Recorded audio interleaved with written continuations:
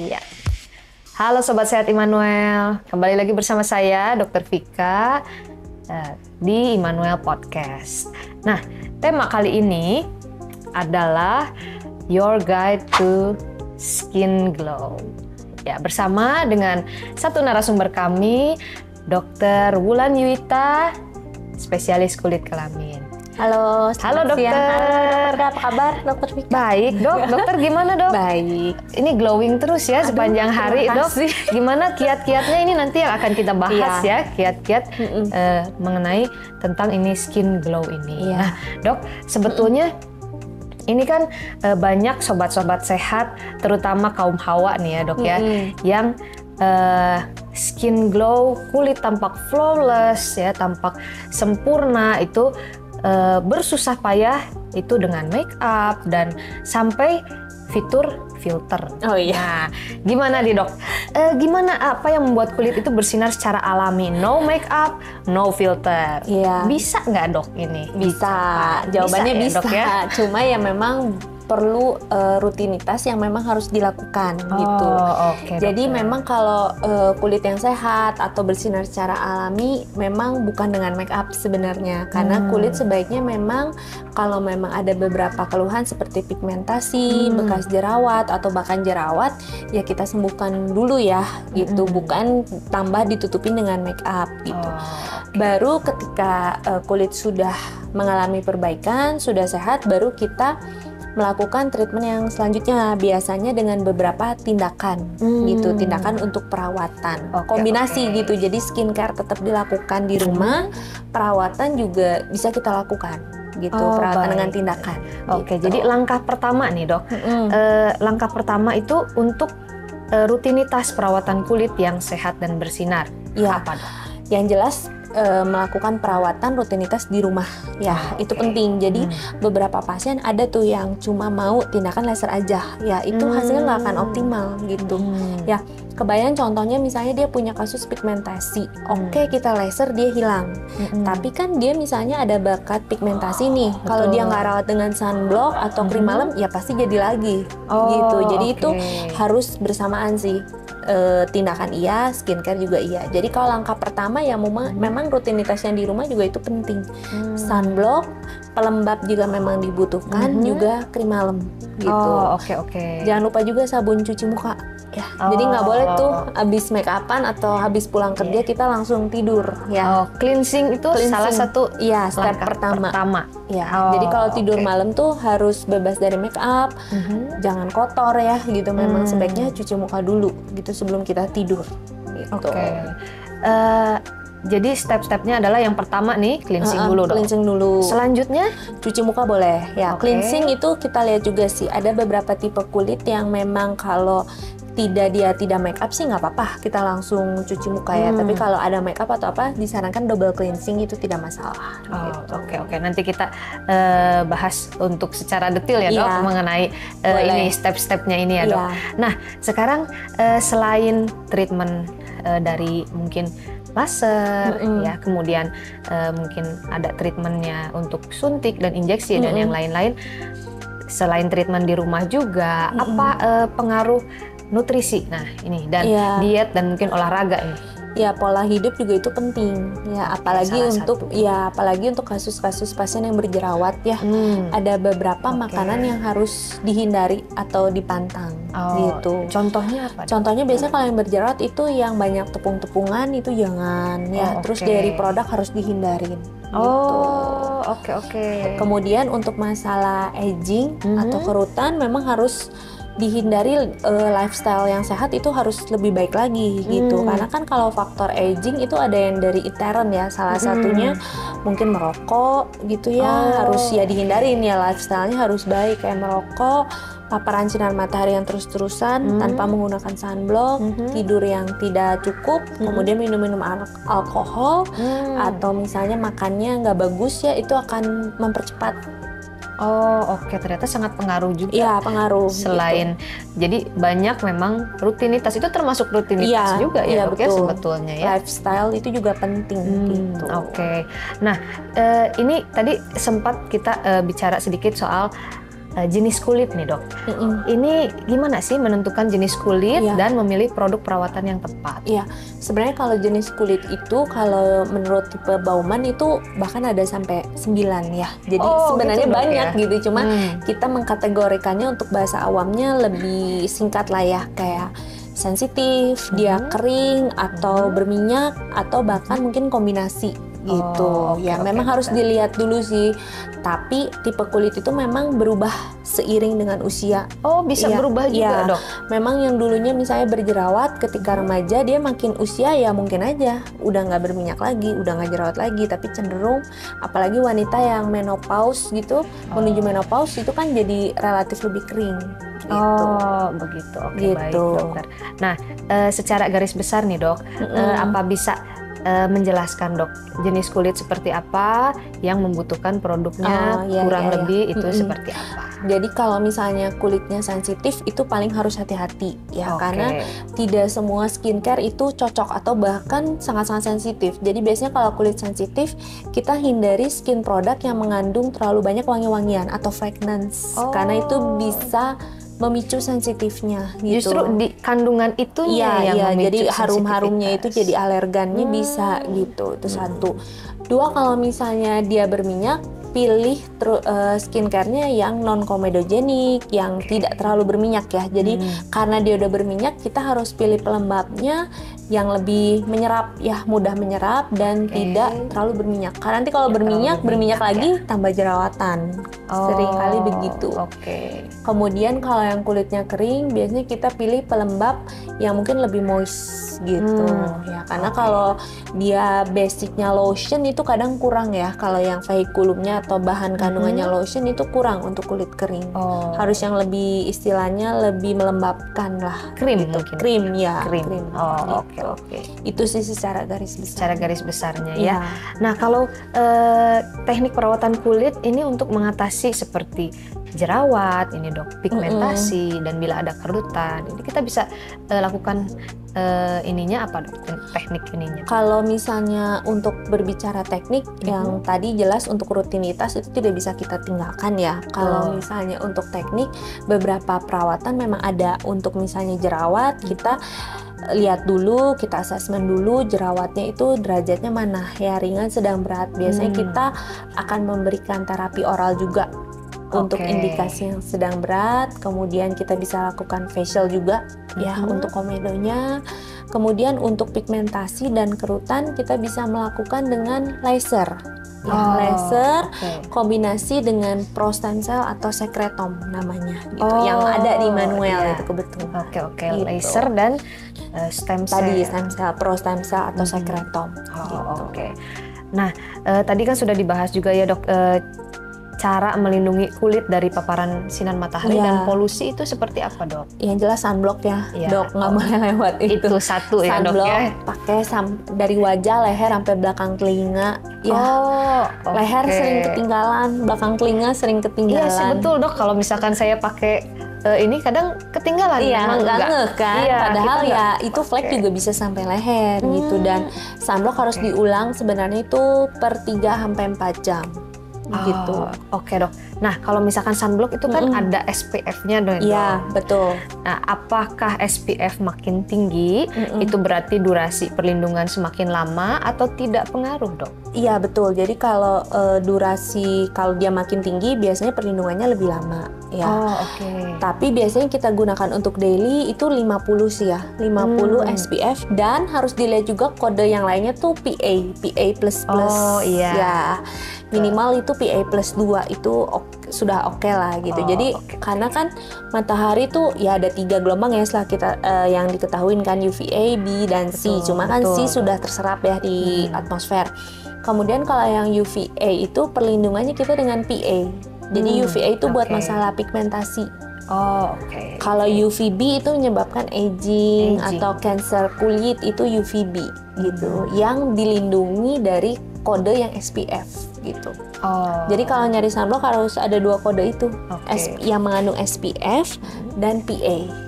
Gitu. Jadi harus 2 kode itu gitu, jangan SPF aja. Iya, ini saya juga baru tahu nih informasinya. Ternyata nggak bisa hanya kan lihat ada yang udah pakai SPF 100 tapi tetap gosong pas di pantai gitu. Ya karena dia nggak ada PA-nya mungkin gitu. Tapi dia melindungi dari masalah aging ataupun misalnya cancer kulit gitu. Tapi untuk masalah pigmentasinya atau sunburn-nya dia tidak melindungi gitu. Gitu. Iya dok.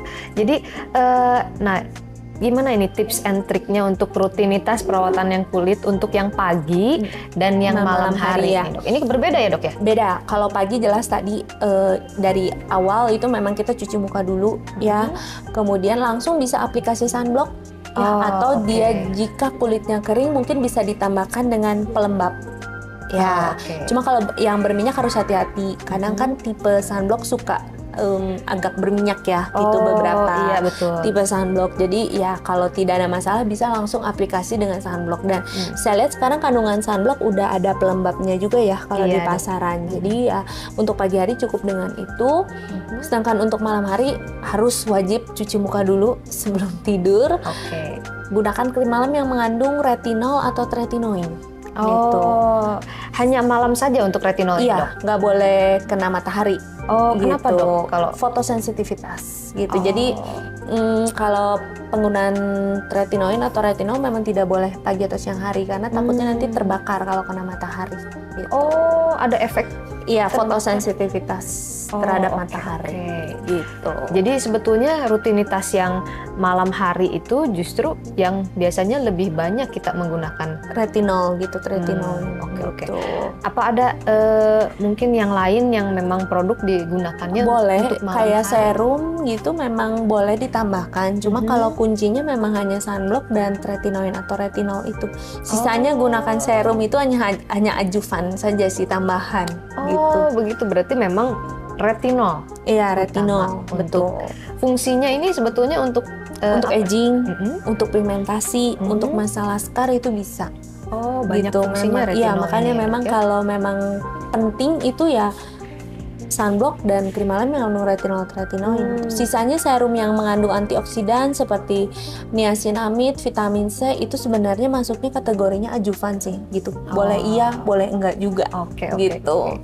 Gitu sih. Nah, dok, tadi kan sudah kita bahas tentang yang malam, pagi hari. Nah, bagaimana kalau masalah musim atau perubahan cuaca ya? Cuacanya misalkan kita kan kalau di sini panas dan dingin. Gimana nih, dok? Sebenarnya kalau di Indonesia sendiri tidak terlalu banyak perubahan ya sebenarnya ya dibanding misalnya kalau kita yang berpergian ke negara 4 musim itu biasanya mengalami perubahan ya, bahkan untuk kulit yang berminyak sekalipun akan cenderung kering gitu. Jadi mungkin ekstra pelembab mungkin dibutuhkan ya kalau yang memang ke daerah-daerah perubahan cuaca yang ke musim dingin atau ke negara yang ke 4 musim ya. Tapi biasanya memang kalau beberapa pasien itu suka ada keluhan kering tiba-tiba, biasanya kalau perubahan musim kayak sekarang ini ya. Kemarin kan sempat panas terus hujan, itu memang beberapa pasien yang ada keluhan kering. Kering dan jadi cenderung lebih sensitif. Gitu. Breakout jadinya dok? Ada yang breakout juga karena perubahan cuaca itu. Ya balik lagi kalau memang terjadi seperti itu kita asesmen lagi apakah diperlukan pelembab yang lebih melembabkan atau kalau berjerawat ya memang kita atasin untuk breakoutnya dulu gitu. Ternyata memang banyak faktor-faktor lain yang mempengaruhi ya dok ya. Gitu. Nah ada nggak dok coba tipsnya untuk treatment khusus ya untuk skin glowing basic, ini? Paling minimal itu peeling. Paling minimal, nggak usah khawatir mitos kulit tipis ya, kan banyak tuh. Betul dok. Ya banyak banget kalau kita ngomong peeling pasti pasien tanggapannya kulitnya jadi tipis. Enggak, justru dia meregenerasi kulit bagian atasnya, kita bantu dengan peeling, maka kulit bagian bawahnya dia akan regenerasi gitu. Nah, peeling itu kenapa kalau ke dokter kulit itu disarankan minimal sebulan sekali, karena per 28 hari itu sebenarnya kulit kita desquamasi alami dok, gitu. Jadi dia memang ngelupas sendiri secara alami tanpa kita apa-apain, tanpa kita peeling, tanpa penggunaan apapun dia memang mengelupas gitu. Cuma dia tidak kelihatan mata ya dok ya. Jadi kalau yang dia berjerawat itu kadang dia numpuk kulit matinya di pori-pori. Makanya kita sarankan peeling atau mungkin facial juga itu boleh sih dok, sebulan sekali. Kemudian kulit yang kusam atau skin tone-nya tidak rata ya mungkin karena penumpukan kulit mati itu yang memang harus setidaknya tuh per 28 hari atau sebulan sekali kita lakukan peeling atau facial. Gitu. Itu yang paling basic. Oke, kalau peeling itu sebetulnya hanya satu macam atau ada beberapa? Ada beberapa dok. Gitu. Ada apa aja? Tergantung jenis kulitnya. Kalau memang yang flat kita jenisnya menggunakan peeling untuk melasma atau pigmentasi. Kalau misalnya dia berjerawat kita gunakan bahan-bahan yang ada kandungan untuk anti acne-nya. Gitu. Dok. Jadi memang ada beberapa. Tergantung jenis kulit. Tergantung juga. Betul. Nah ini kalau tadi kan ada teknik laser dan peeling, facial ya. Oke, kalau untuk laser ini gimana dok?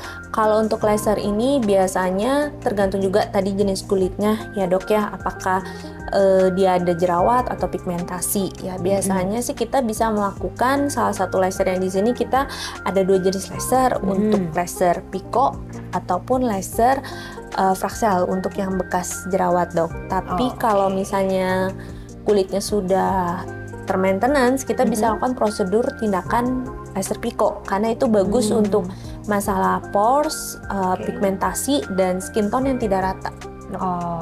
Oke. Nah, ini treatment ini kan ada banyak ya dok ya.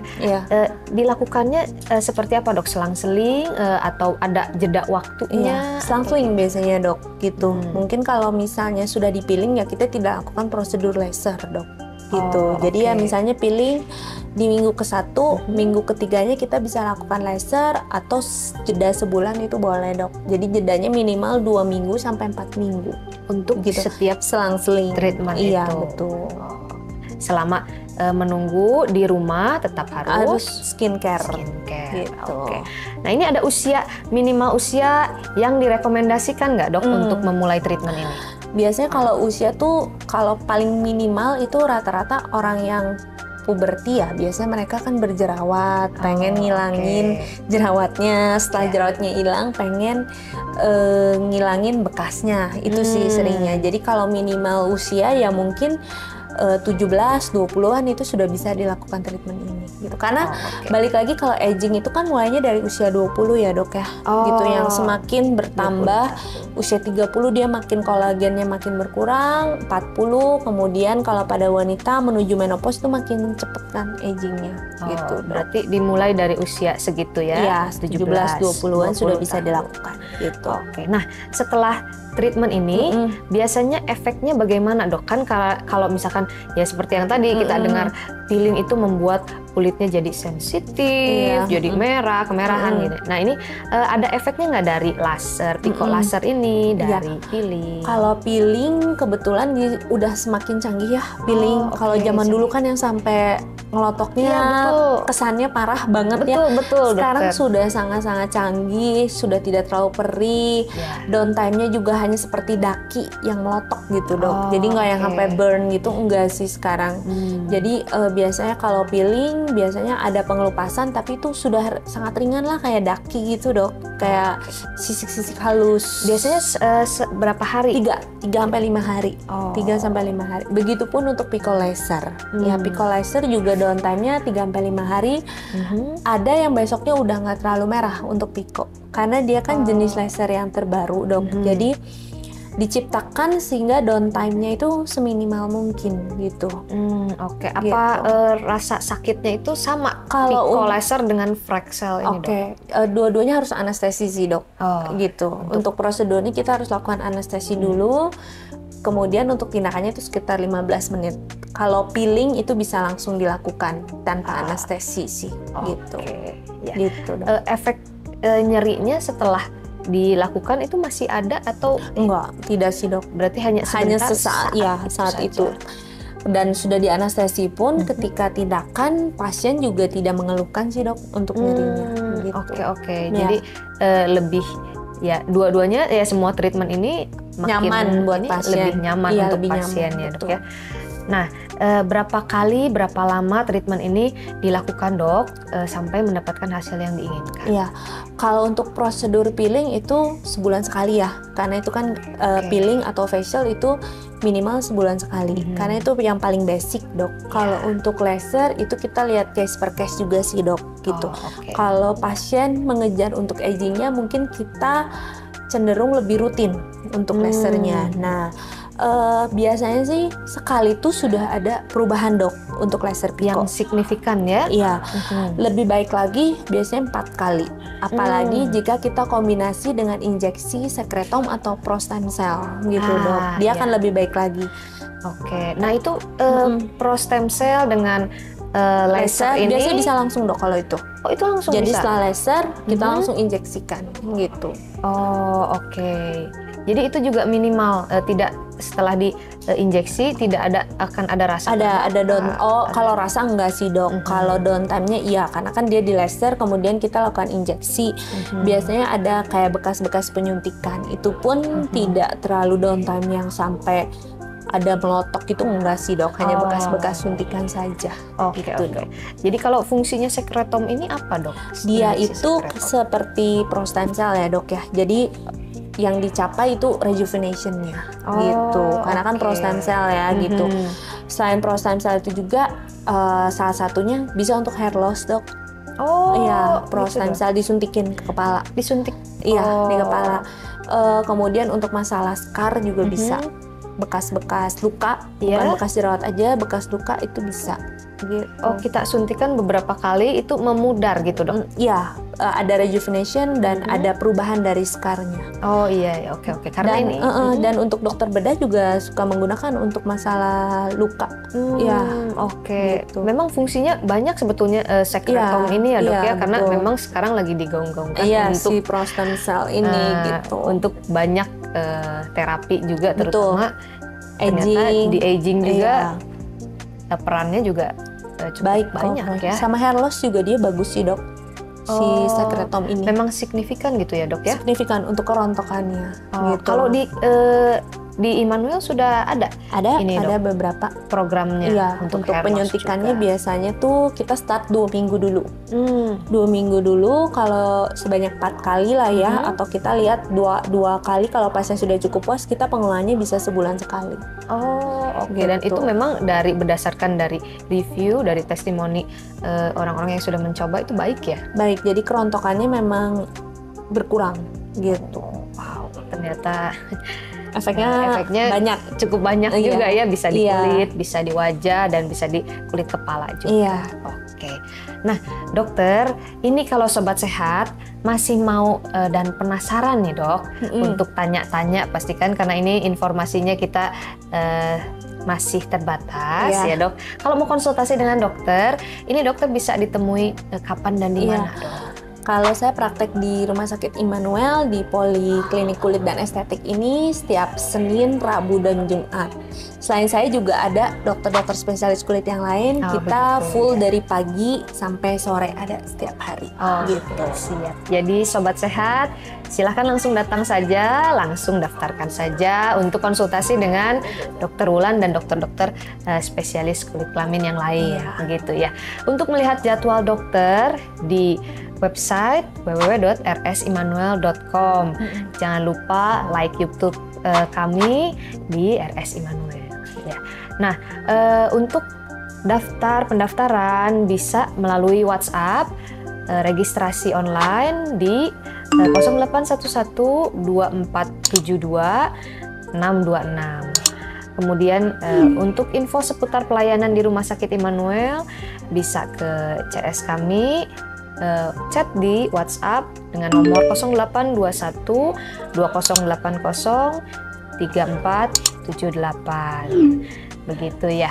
Nah, berhubung kita tiba di penghujung acara, saya dengan Dr. Vika, saya dengan Dr. Wulan. Ya, terima kasih telah mendengarkan podcast Immanuel. Mohon maaf bila ada salah kata. Anda tetap sehat adalah dambaan kami. Salam sehat.